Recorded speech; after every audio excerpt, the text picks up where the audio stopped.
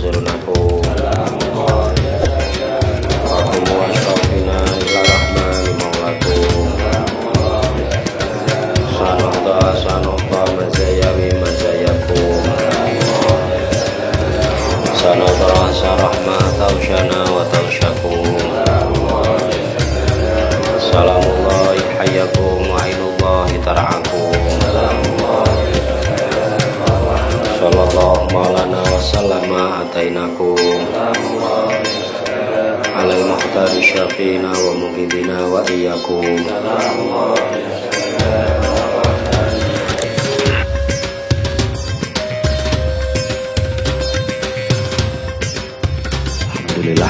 Alhamdulillah lalu punika kula panjenengan ziarah di makbaripun makamipun Mbah Raden Nasir Raden Nasir sehingga tiang-tiang riyin nyebut Den Nasir Den Nasir akhirnya dados Den Nasri kados ten pundi niku Kadilangu Balawi tiang-tiang mriku nyebut Balawi saking Syekhina akhirnya beliau niku namine Ngabeyi Alawi akhirnya tiang-tiang mriki disingkat dados napa Balawi Ngabeyi Alawi niku putra daripada Sunan Muria bin Sunan Kalijogo. Memang ketika bicara tentang Batang ataupun rumiyin tasik dados tunggal nggih Batang kalian Pekalongan niku tidak lepas dari para pejuang ulama-ulama ingkang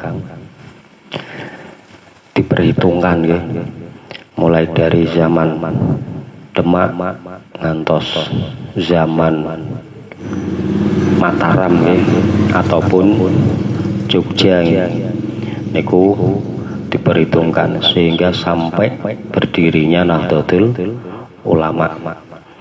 Dan beliau Raden Nasir ini termasuk era pertengahan, artinya pertengahan hampir akhir.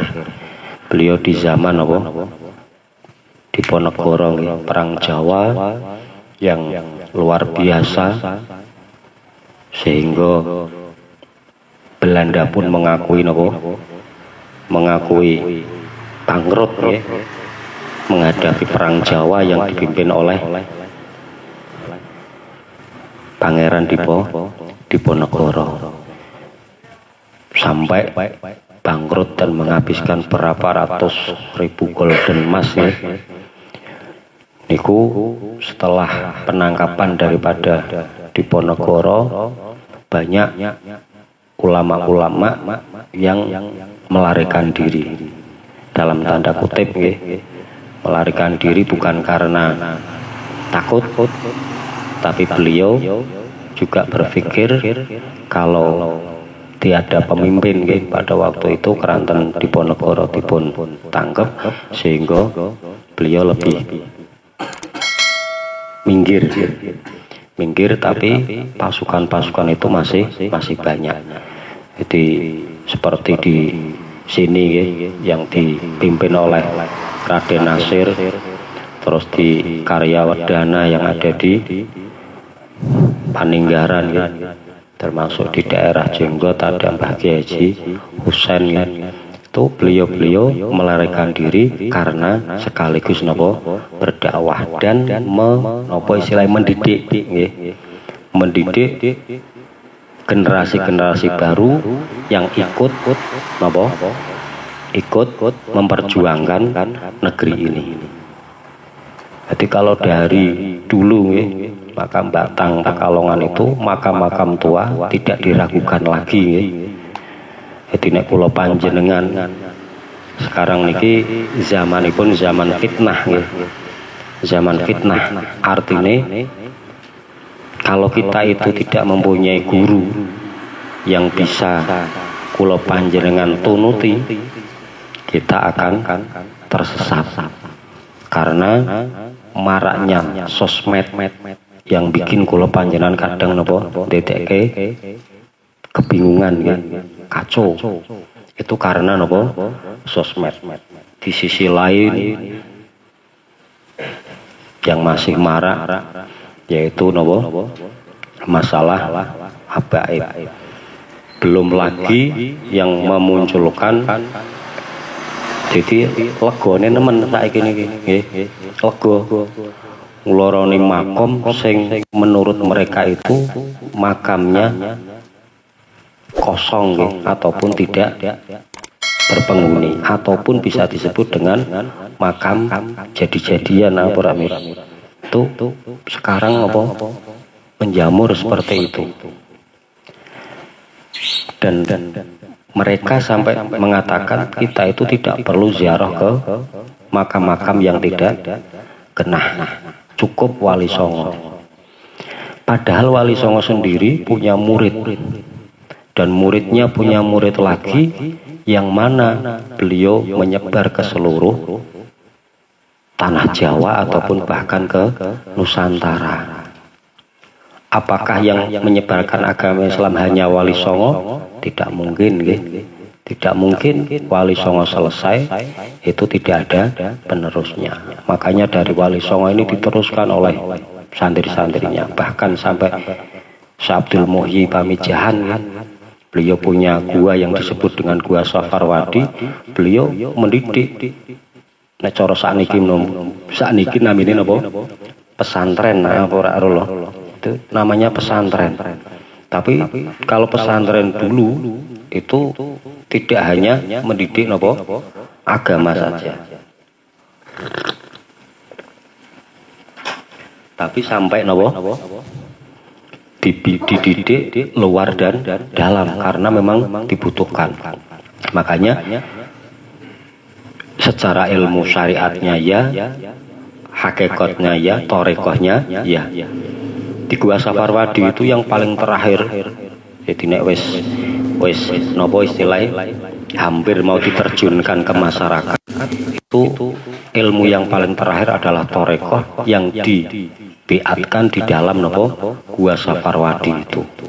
Setelah selesai kanuragan juga diberikan, beliau dikirim ke kampung-kampung. Nah, apakah beliau-beliau ini tidak perlu kita ziarah ya apa rame? Karena apa? Kula jenengan iso ngerti agama, jenengan kenal Gusti Allah, kula panjenengan kenal Kanjeng Nabi itu tidak langsung dari Wali Songo. Beliau turun ke muridnya, muridnya ke muridnya sampai kula panjenengan. Termasuk Raden Nasir ini, beliau meskipun dalam posisi perang Jawa nggih, Diponegoro, beliau memilih untuk minggir dan beliau menetap di Batang ini ataupun di daerah yang disebut dengan Denasri ini. Beliau mendidik, ada 1 orang 2 orang dakwah sehingga sampai beliau wafat di sini. Dan beliau pastinya punya keluarga, punya murid, dan murid itu meneruskan sehingga sampai kula panjenengan sakmenika ngertos agama. Andikan kula panjenengan tidak ada beliau ini Mbah Nasir, ya kula panjenengan mungkin kepaten apa ora ngerti agama, ora ngerti apa-apa. Bisa kita ketahui nggih, nek kula panjenengan ingin bukti, coba saja kita ke daerah Petung Kriyono, kita ke daerah Peninggaran sing paling daerah luhur. Kadang mereka belum tahu secara napa, secara persis. Ya men alhamdulillah daerah mriki mungkin nggih TPG-nya banyak, madrasah diniyah ada, masjid makmur nggih. Artinya masjid itu dopeni dan baik. Itu karena apa? Karena orang-orangnya tahu nggih.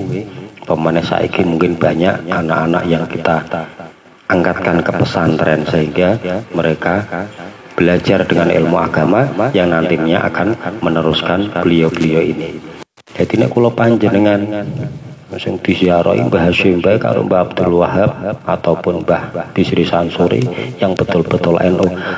Orang-orang yang berjuang NU tidak melalui struktur organisasi, orangnya lebih banyak apa ora? Mungkin struktur NU orangnya itu saja, dan apa istilahnya tidak banyak ya, lebih banyak orang yang tidak mengikuti struktur. Apakah orang yang tidak mengikuti struktur organisasi ataupun tidak masuk di struktur organisasi terus mereka tidak berjuang dan tidak berdakwah? Tentunya tidak berapa. Bahkan mungkin dakwahnya mereka-mereka yang tidak di dalam struktur ini bisa saja lebih lebih giat ya. Nah, di struktur mungkin karena dia terbatasi oleh saya bagian dakwah, saya bagian banom, saya bagian ini, saya sekretaris, tidak bagian itu. Tapi orang yang tidak dalam struktur mungkin kerangkep sekabiane apa ya turusi dhewe, ngadak keberjenjenan utawa tahlilan ya gawe pacetan dhewe apa paon.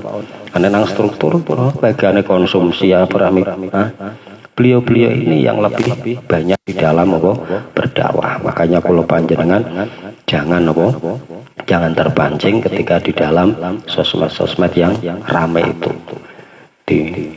Mungkin kono ki lega nggih ngluroni, wah ini makam tidak benar ataupun ini makam hoax dan lain sebagainya. Kita pegangannya satu, kalau guru-guru kita sudah mengatakan bahwa beliau adalah para pejuang yang memperjuangkan agama, memperjuangkan negeri ini, kita ikuti. Ataupun orang-orang tua dulu kita ya, kados Mbah Nasir, saya yakin simbah jenengan cilik iki mesti wis ana makom iki. Karena apa?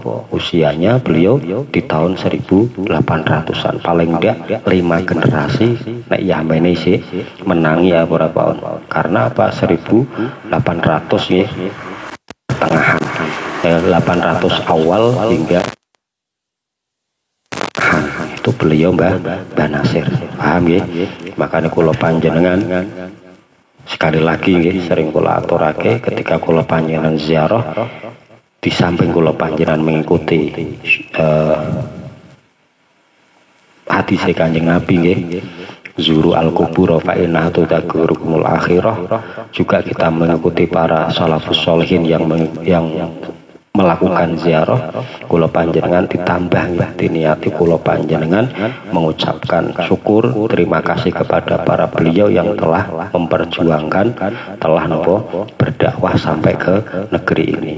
Ya, kalau beliau kelahiran ya dari tanah Jawa ini, kalau kita melihat yang lebih tinggi seperti Wali Songo, seperti para Maulana Maghribi, beliau dari negeri yang jauh datang ke sini hanya untuk berdakwah, sehingga kula panjenengan sing ora kenal Kanjeng Nabi, ora kenal Gusti Allah, ya men itu kenal. Itu karena jasa daripada beliau. Maka diniati yang ketiga itu diniatono ketika ziarah kita mengucapkan syukur dan terima kasih kepada beliau yang telah berdakwah.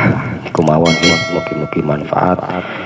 Mugi-mugi kula panjenengan, duriah kula panjenengan, keluarga kula panjenengan mugi termasuk tiang-tiang ingkang demen, ingkang mahabbah dhateng para pejuang, para syuhada, para aulia. Allahumma amin. Asmanten maulaya sholli wa sallim daiman abada ala habibika khairi khalqi kullihim huwal habibul ladzi likulli hauli minal ahwali muqatahami ya rabbi bil mustafa baligh maqasidana wa fir lana ma madha ya wasi'al karam ya Allah biha ya Allah bi husnil khatimah taqabbalallahu minna minkum.